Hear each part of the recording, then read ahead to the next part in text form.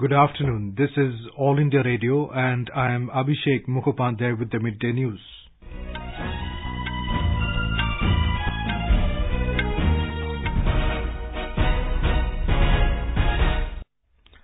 The headlines. NDA candidate Harivansh elected as Deputy Chairman of the Rajya Sabha, defeating opposition nominee B.K. Hari Prasad. Prime Minister Narendra Modi, Leader of the House Arun Jaitley, Leader of the Opposition Ghulam Nabi Azad and other leaders congratulate newly elected Rajya Sabha Deputy Chairman. Supreme Court approves the draft constitution of BCCI prepared by the Lodha panel with some modifications, scraps one state, one vote policy. Nation observes 76th anniversary of Quit India movement today. Heavy rain and landslides claim 20 lives in Kerala. Several dams reach maximum capacity. And in cricket, the second test between India and England begins at Lord's, London in a short while from now.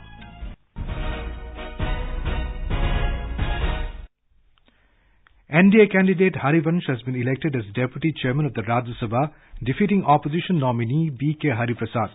Chairman M. Venkaiah Naidu announced the results amidst thumping of desks. As per the voting, ayes 125, noes 105. The motion is carried. I therefore declare that Sri Harivansh has been chosen as the Deputy Chairman of the Rajya Sabha. Mr. Harivansh, a veteran journalist, represents the state of Bihar in the House as a JDU member. Prime Minister Narendra Modi, Leader of the House Arun Jaitley, Leader of the Opposition Ghulam Nabi Azad and other leaders congratulated the newly elected Rajya Sabha Deputy Chairman. Speaking on the occasion, Mr. Modi said as a journalist, Mr. Harivansh worked to bring in social change. He also hoped that Mr. Harivansh's rich experience and social commitment will be of great use in the conduct of the House.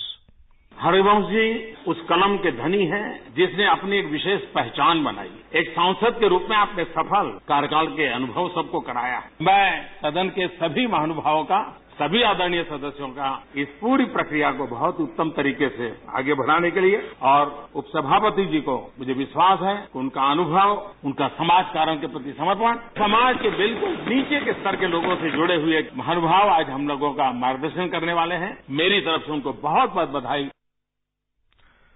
Leader of the House Arun Jaitley wished that Mr. Harivansh will uphold the dignity of the House and raise the level of public discourse. मैं अपनी ओर से और सभी माननीय सदस्यों की ओर से हरिवंश जी का अभिनंदन करता हूं। पिछले कई वर्षों से एक सांसद के रूप में हरिवंश जी को देखने का हम लोगों को अवसर मिला है।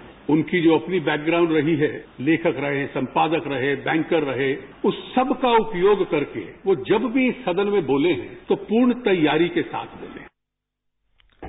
Leader of the Opposition Ghulam Nabi Azad said he expects that Mr. Harivansh will discharge his duties in a non-partisan manner. Hindi का जो प्रचार देश और विदेश में इन्होंने किया है, हिंदी भाषा को आगे बढ़ाने के लिए जो हरिवंश जी ने काम किया उसके लिए मैं बधाई देता हूं। मैं आपको अपनी पार्टी की तरफ से, अपनी तरफ से, विपक्ष की तरफ से बहुत बहुत हार्दिक बधाई देना चाहता हूं। Ram Gopal Yadav of the Samajwadi Party, Derek O'Brien of the TMC and leaders of other parties also congratulated the newly elected Deputy Chairman of the House. Replying to felicitations made by members on his election to the post, Mr. Harivansh sought their cooperation in the smooth conduct of the House. He assured that he will conduct the proceedings of the House in a non-partisan manner, saying he does not belong to any party. Debate में differences होंगे, opinion में differences होंगे, हम सब मिल करके उसका रास्ता निकालेंगे। मुझसे आपकी जो भी अपेक्षा हो कि बेहतर तरीके से, बिल्कुल मर्यादित तरीके से, निष्पक्ष होकर सदन चलाने में जो मैं कर सकता हूं, आपके सहयोग का स्वागत करूंगा, आपके सुझावों का स्वागत करूंगा। मैं उसी रास्ते चलाने की पूरी कोशिश करूंगा। Government today introduced DNA Technology Use and Application Regulation Bill 2018 in the Lok Sabha. The bill seeks to provide regulation for the use and application of DNA technology for establishing the identity of certain categories of persons, including the victims, offenders, suspects, under trials, missing persons and others. The Protection of Human Rights Amendment Bill 2018 was also introduced in the Lok Sabha today. The bill aims at amending the Protection of Human Rights Act 1993. Government today said that it has proposed to set up 683 private FM radio stations around the country. In a written reply in the Lok Sabha, Information and Broadcasting Minister Colonel Rajavardhan Rathore said, Prasar Bharati AIR has approved schemes for setting up FM radio stations at 154 locations in the country. He added that the frequency band 87 to 108 MHz has been identified for FM radio across India, including villages situated near the border. The Lok Sabha members can now speak in 5 more languages. The Lok Sabha Secretariat has provided facility for the interpretation of languages including Dogri, Konkani, Santhali and Sindhi. Speaker Sumitra Mahajan announced this in a house today, saying earlier interpretation facility was available in 17 languages only. Lok Sabha today faced repeated adjournments over the issue of Rafale aircraft deal and the non-allocation of defence land to Telangana. As soon as the House met after the second adjournment, Congress members trooped into the well raising slogans against the government, forcing Speaker Sumitra Mahajan to adjourn the House till 2 p.m. Earlier, during 0 hour, Mallikarjun Kharge of the Congress raised the issue of the deal, alleging irregularities in it. He demanded that a joint parliamentary committee should be set up to probe it. TRS members also came into the well on the issue of non-allocation of defence land to Telangana government for the construction of new secretariat building and roads. As the noisy scenes continued, the Speaker adjourned the House. Union Minister Arun Jaitley has termed allegations of misdoings in the Rafale fighter deal as unsubstantiated and reprocessed lies. In a Facebook post yesterday, Mr. Jaitley said the allegations have been levelled by forces which are increasingly desperate to prove their relevance. He said there is not a grain of truth in the allegations. The minister said the allegations are just another attempt at maligning the government by spreading falsehood and peddling fabricated facts regarding the 2016 intergovernmental agreement for the procurement of Rafale fighter aircraft. News just in, Lok Sabha resumes proceedings. Prime Minister Narendra Modi launched the National Nutrition Mission covering all 640 districts of the country. Poshan Abhiyan National Nutrition Mission is a flagship program of the Ministry of Women and Child Development. The goals of NNM are to achieve improvement in nutritional status of children below the age of 6 years, adolescent girls, pregnant women and lactating mothers in a time-bound manner. In Punjab, Integrated Child Development Services Department decided to initiate the movement to eradicate the problems of malnutrition and low birth weight through all the Anganwadi centres of the state. Here's a ground report from a Jalandhar correspondent. National Nutrition Mission is currently running in 4 districts, Muktsar Sahib, Ludhiana, Faridkot and Mansa in Punjab. Beneficiary of this scheme, Paramjit Kaur from village Kotli Jameet Singh of district Jalandhar said that her granddaughter was underweight. Anganwadi workers of the village guided and provided her nutritious diet under Poshan Abhiyan. मेरी पोती दा भार बहुत 2 kilo सी जन्म समय. My granddaughter was underweight. Anganwadi workers of the village guided and provided her nutritious diet under Poshan Abhiyan. Now she has gained weight. साडे बच्चे इस टाइम ठीक हैं. Another beneficiary, Rajni of village Jaipur of district Jalandhar said her health checkup was done under Poshan Abhiyan. कुछ दिन पहला ही मेरी बेटी हुई है. I have delivered a baby girl few days back in government hospital. I am regularly visiting Anganwadi center of my village where my health checkup was done under Poshan Abhiyan. Diet and proper guidance for the better health for myself and my child are being given at the center. बच्चे दी सेहत दा ध्यान रखण लई लोड़ींदी सलाह दित्ती जांदी सी. On Nutrition Day, department celebrated nutritious baby shower ceremony by gifting nutritious fruits, vegetables and healthy products to pregnant women. Gagandeep Kaur Devgan, AIR News, Jalandhar. This is All India Radio giving you the news. For quick news updates around the clock, follow us on Twitter at AIR News Alerts. Today is the 76th anniversary of the Quit India movement. On this day in 1942, father of the nation Mahatma Gandhi gave the clarion call of do or die to all Indians to drive away the British from the country. The movement had begun from Gawalia Tank in Mumbai. The day is observed as August Kranti Day every year.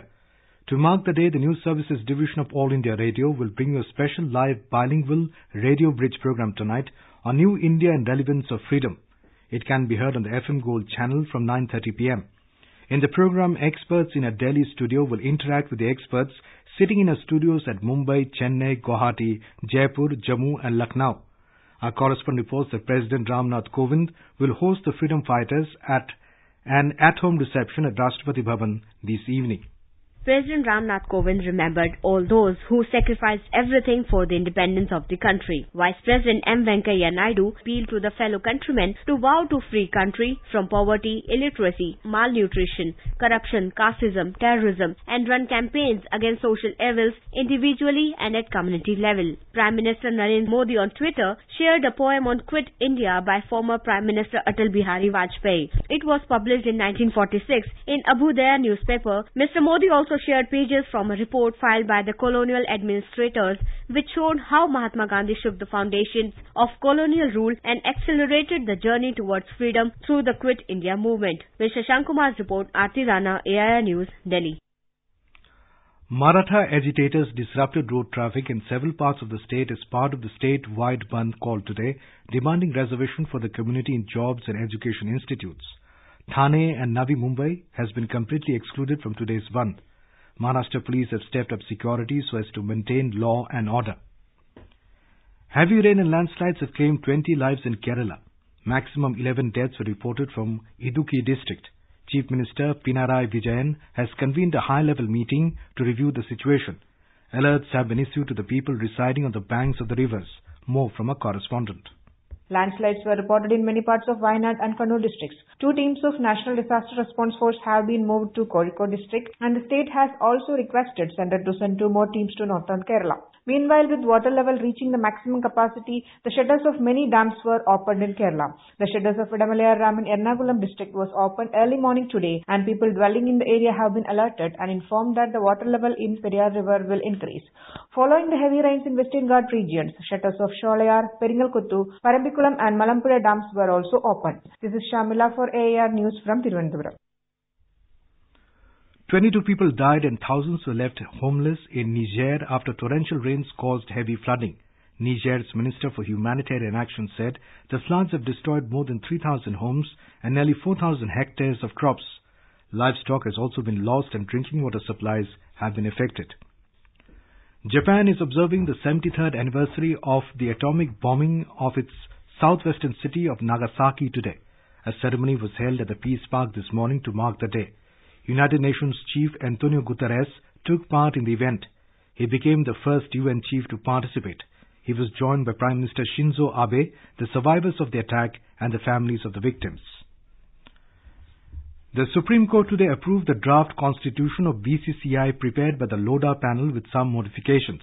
The modifications are based on the suggestions given by the Supreme Court appointed amicus curiae Gopal Subramaniam on the draft constitution of the BCCI. A bench headed by Chief Justice Deepak Misra modified the one state, one vote policy and granted full membership to Saurashtra, Vadodara, Mumbai and Vidarbha cricket associations. One of the recommendations of the Lodha panel was that there would be only one cricket association in one state. The court also restored the permanent membership to railway services and universities. The Apex Court also directed the state cricket associations to adopt the BCCI constitution within 30 days and warned that non-compliance will invite actions in accordance with its earlier order. Sensex at the Bombay Stock Exchange today crossed 38,000 mark, continuing its record-setting rally, while Nifty National Stock Exchange rose close to 11,500 level in afternoon trade. Sensex climbed 155 points to 38,042. Nifty also surged 26 points to 11,476. In cricket, the second test of the 5-match series between India and England will begin at Lord's, London in a short while from now.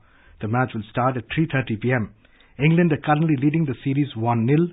They had won the first test at Birmingham by 31 runs. And now, before we end the bulletin, the headlines once again. NDA candidate Harivansh elected as Deputy Chairman of the Rajya Sabha, defeating opposition nominee B.K. Hariprasad.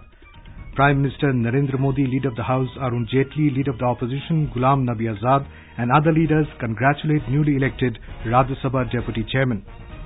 Supreme Court approves the draft constitution of BCCI prepared by the Lodha panel with some modifications, scraps one state, one vote policy. Nation observes 76th anniversary of Quit India movement today. Heavy rain and landslides claim 20 lives in Kerala. Several dams reach maximum capacity. And in cricket, the second test between India and England begins at Lord's, London in a short while from now. And with that, we end the Midday News.